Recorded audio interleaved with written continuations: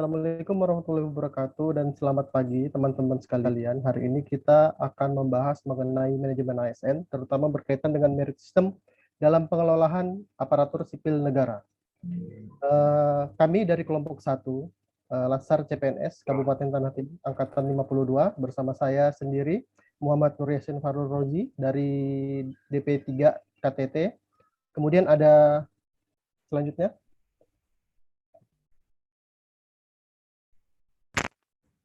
Saya Abigail Ratu dari Dinas Perindustrian, Perdagangan, Koperasi, dan UKM. Selanjutnya, Saya Aldi Rawi Ujordi dari Dinas Pertanian, Pangan, dan Perikanan. Selanjutnya, saya Anggun Trinovitasari dari Dinas Pertanian, Pangan, dan Perikanan Kabupaten Tanah Tidung. Silahkan selanjutnya. Saya Desi Siburian dari Dinas Pertanian, Pangan, dan Perikanan. Selanjutnya. Saya Maria Cindy Triastika dari Dinas Penanaman Modal dan Pelayanan Terpadu Satu Pintu Kabupaten Tanah Tidung. selanjutnya.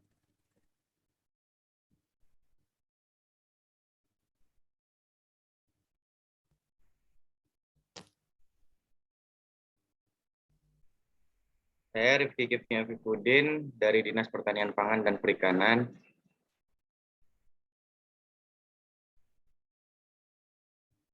Saya Dr. Yuyun Damayanti dari Puskesmas Kujau. Oke. Baik, terima kasih teman-teman. Sesuai agenda kita akan membahas beberapa materi yang terkait dengan penugasan kita. Saya langsung saja mulai dengan pertanyaan. Silakan teman-teman menjawab sesuai dengan apa yang teman-teman pahami. Pertama, kita ini kan sebagai calon ASN yang unggul nih. Harapan kita tentu kita harus mengetahui tugas dan peran kita sebagai ASN. Mungkin Mbak Anggun bisa jelaskan mengenai tugas dan peran kita sebagai ASN.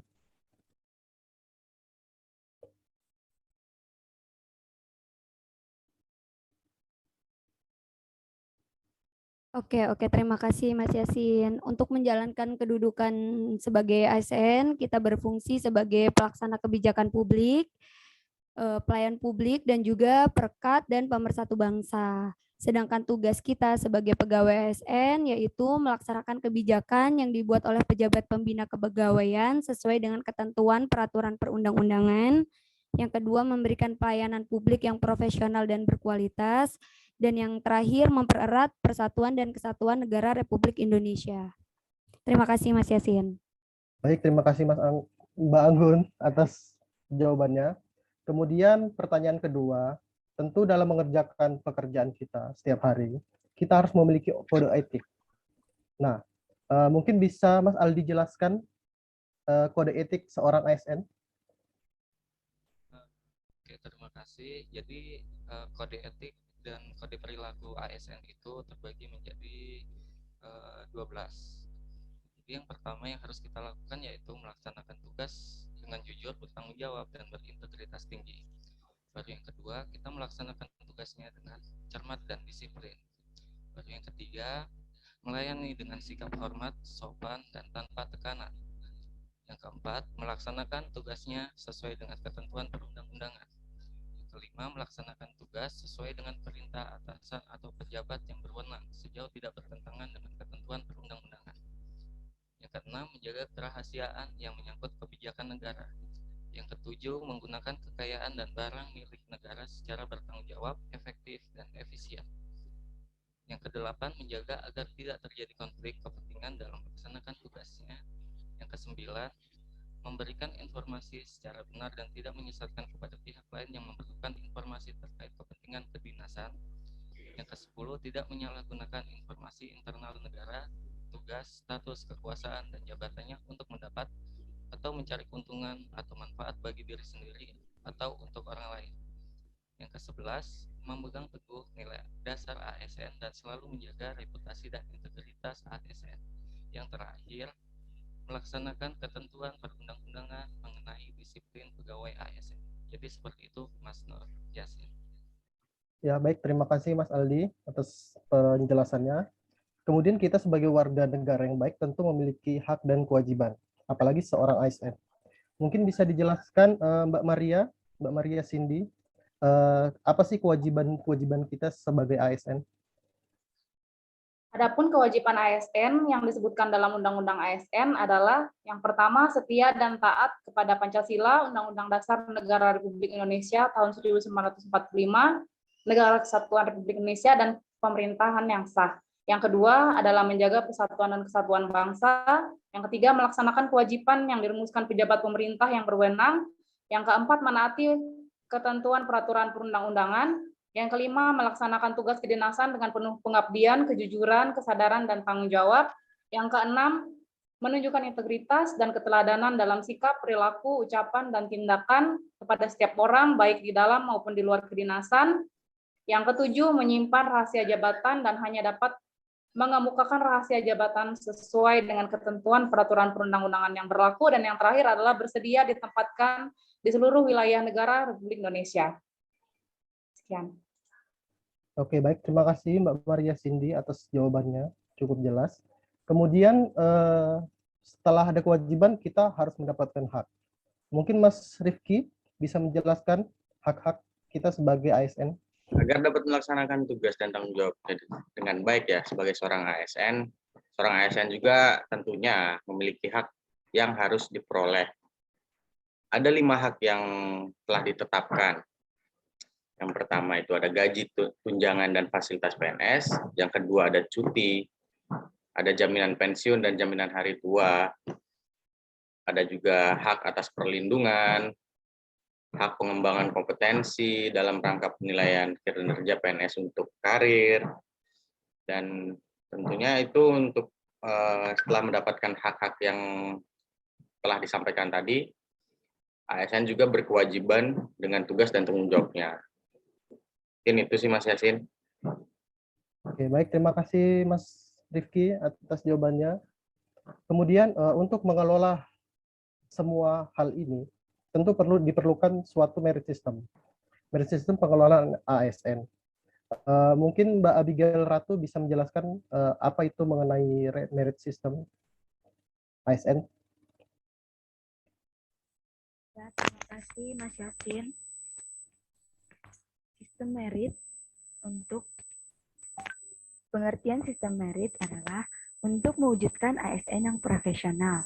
Dalam undang-undang, sistem merit didefinisikan sebagai kebijakan dan manajemen ASN yang berdasarkan pada kualifikasi, kompetensi, dan kinerja yang diberlakukan secara adil dan wajar tanpa diskriminasi.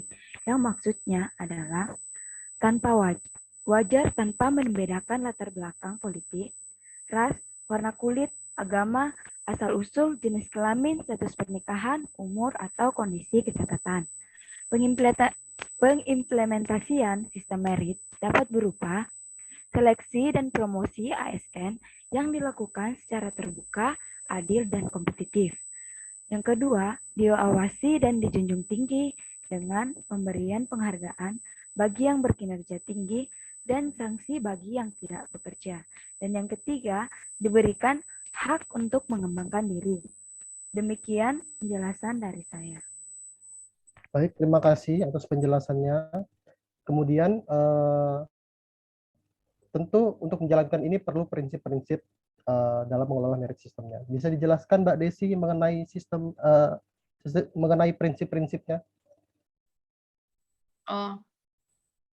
Berikut 9 prinsip merit menurut US Merit Protection Board. Yang pertama yaitu melakukan rekrutmen, seleksi, dan prioritas berdasarkan kompetisi yang terbuka dan adil. Yang kedua, memberlakukan pegawai ASN secara adil dan setara. Yang ketiga, memberikan remunerasi yang setara untuk pekerjaan-pekerjaan yang setara dan menghargai kinerja yang tinggi.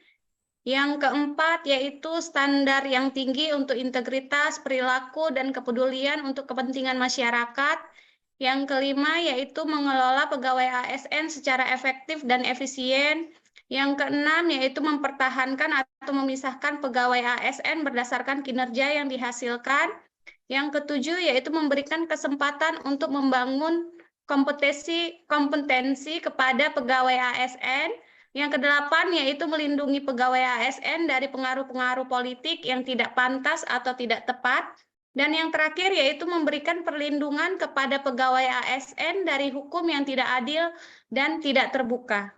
Mungkin itu aja, Mas Yasin. Baik, terima kasih Mbak Desi atas penjelasannya. Kemudian untuk yang terakhir nih, agar semua ini berjalan sebagaimana mestinya, tentu harus ada pengawasan. Mungkin bisa dijelaskan Dr. Yuyun mengenai pengawasan tentang sistem merit ini. Terima kasih.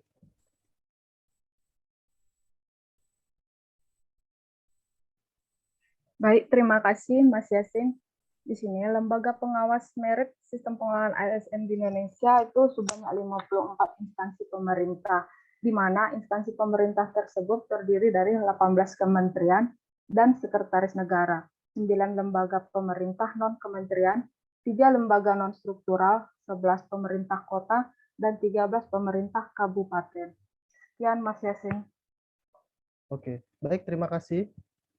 Terima kasih teman-teman atas penjelasannya mengenai merit system dan manajemen ASN.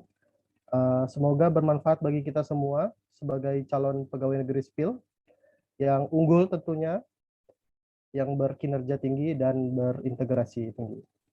Oke, cukup sekian. Terima kasih atas jawabannya. Saya akhiri. Wassalamualaikum warahmatullahi wabarakatuh dan selamat pagi. Terima kasih Mas Yasin semuanya. Selamat.